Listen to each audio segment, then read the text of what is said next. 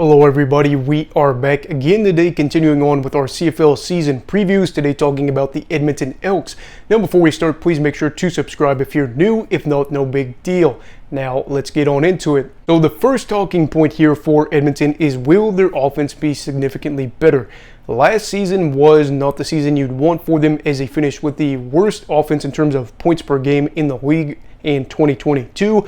They went out and they made some pretty significant additions by getting Geno Lewis, Stephen Dunbar Jr., and they're in a good spot there. Dylan Mitchell is also someone that I feel like everybody's talked a lot about as a guy that was underrated last year, so I do look at him and say, yeah, I kind of agree.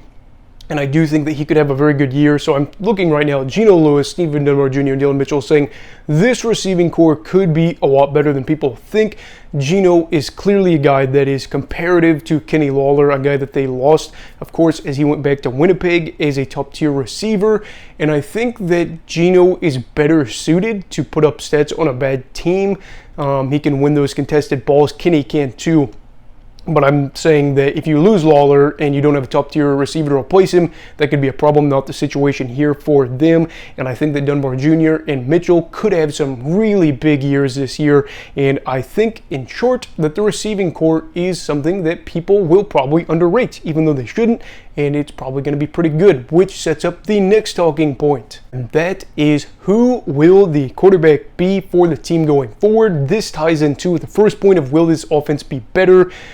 Say that the Elks go with Trey Ford. He was a first-round pick last year, and then they had Taylor Cornelius as well, who is kind of the opposition to Ford, I guess, if you want to say. He was the primary starter for this team down the backstretch. Both teams have, both quarterbacks have a lot of potential here, but the biggest thing that I think could be a decision to start one over the other would be who's ready to be more competitive or make the team more competitive right away.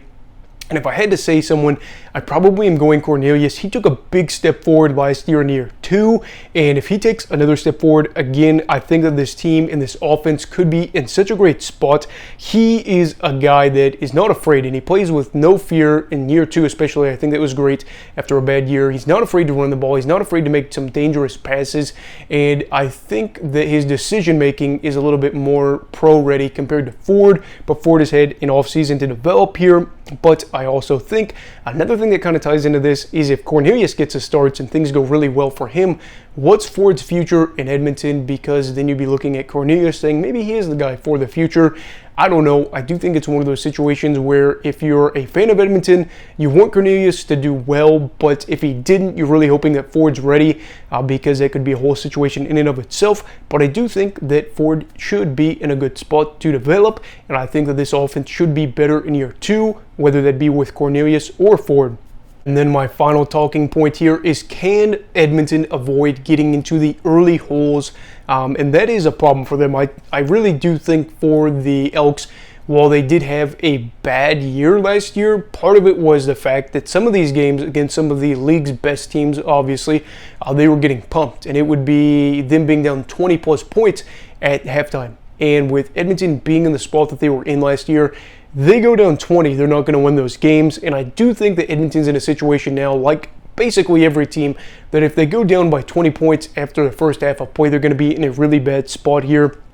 Losses are situational, and for them, I think a big thing to avoid is interceptions. Last year, they led the league in turnovers, I believe. Definitely interceptions, as they did lead that category. So for them, if they're able to have their quarterbacks turn the ball over less, have more successful drives, it's going to help out the defense. It's going to be really good for them, and that is going to be also a great way to not get out and face a deficit of 20 plus, because you're not worried about pick sixes, you're not worried about them being in your territory, which is a really good scoring position, and that makes you more competitive theoretically. So my final thoughts here are, Edmonton is, in a situation with them being pretty bad the past 2 years. They're 7-25 the past 2 seasons. Obviously, things aren't great for them, but I'm actually going to say that things could be getting better. The offense will be better, if not time to fire the OC, because this is a good group, or at least I think they could be a good group, and the defense probably could be better too. They've drafted on the defensive end high in this draft in the past few years, and this club is in a situation to be more competitive. This is probably not a 10-win club, but they do need to probably also try to set some realistic goals for the season as they take a step forward under Chris Jones. The first one being win a game at home. Obviously, they haven't won a home game since 2019. That's a problem, and that's got to change. The second thing is don't get blown out. Teams that aren't bottom feeders don't do that regularly. So for Edmonton, don't make it happen, and if it does happen, don't make it a regular thing, because that's not what you want.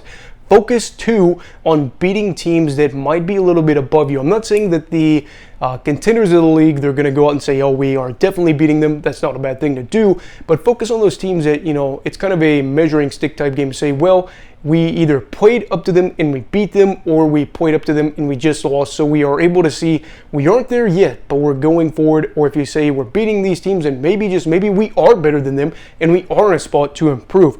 I think realistically this club could push for 7 wins, if not more, if things click and everybody's healthy. But I don't expect this to be a playoff type year for them, and I don't think a lot of people would. But anyway, what are your thoughts for the Edmonton Elks in 2023? I'd love to hear your thoughts. Do you think they're going to have a winning record? Do you think they're going to win at home? Do you think they're going to, go into the playoffs? Those are all questions I'd love to hear your thoughts on. So please make sure to comment down below if you have any thoughts on that. Also, please make sure to like this video if you enjoyed it. Subscribe if you're new. Everybody stay safe and have a great night.